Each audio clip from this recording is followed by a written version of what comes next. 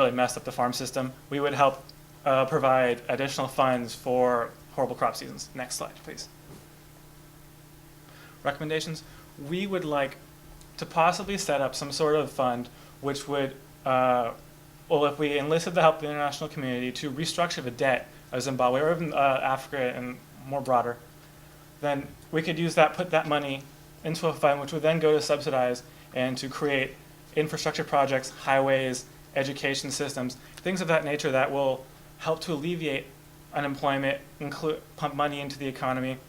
And let's face it, you can't go stopping global warming unless you stop the first problem, which is how are they going to eat? And once you hit that, then they'll also help educate them into using water treatment facilities, subsidizing for other crops and things of that nature, which will help them basically improve their quality of life in a greener way. Okay. Our time is up, so thank you very much. One question that occurred to me at the end of your talk was about,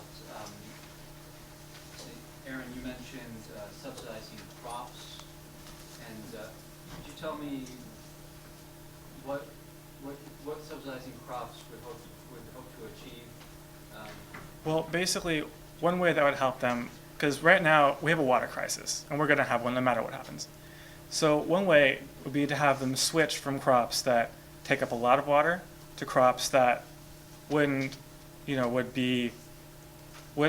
better help them to secure their sources of food by using less water, therefore making them more available for basically the country in general. And that obviously, it takes some time. There needs to be some sort of incentive for people to switch. It's like right now, and it's like the processing of like cocaine or heroin, especially in Afghanistan, where you need to subsidize people to get them to change. And because when they first change for a different crop, it's going to be a poor crop. They're not going to make any money. And so the only way to help them survive would be to help subsidize to feed the gap. Okay, actually, that's a quick follow-up, and I'll let Phil ask a question. Is the rising price of water, the increasing scarcity of water, not enough incentive for farmers to switch? Do you think that a subsidy is necessary to get these people off water-intensive crops? Well, at the same time, we're also facing a humanitarian crisis because of global warming, so we actually want to at least give them money for the crops that aren't working or the crops that cause them to be starved. So Yeah. I think that while that's not, I mean, obviously a shortage of water should be the main problem, but when they're looking at short term, they're going to say, if I plant this crop, I don't care how much water it uses, I'll be able to feed myself. If I do something else, it might be a lot harder for me to do this. Therefore, if they got a small incentive, it doesn't have to be that much, but just something just to get them going, get the ball rolling. And also, one of our ideas was to bring over foreign technology, and also people with expertise in crops, agriculture, plants, water, to help train local farmers about different ways to plant, different techniques, and different crops they can use. And so we're hoping that with the subsidies, with the more money they get, also they can use new information to better plant better crops. Basically keep the income level as steady as it was beforehand or near that. Therefore, there's more advantages and disadvantages to switching.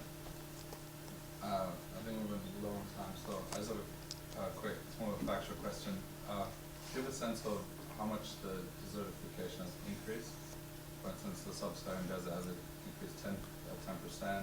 How far is it creeping? More specifically to the Central Asia region, I know that the aerial sea has been decreasing at roughly, 10% a year or 10% every couple of years. What has been decreasing? The aerial sea. Oh, the sea has been decreasing. It's been decreasing because they've been using it to water all their farms in the region. And so that also happens to be their source of water. Therefore, if they just keep on at it the way it is, it's going to keep on decreasing until there's nothing left. And then they're going to have some real problems.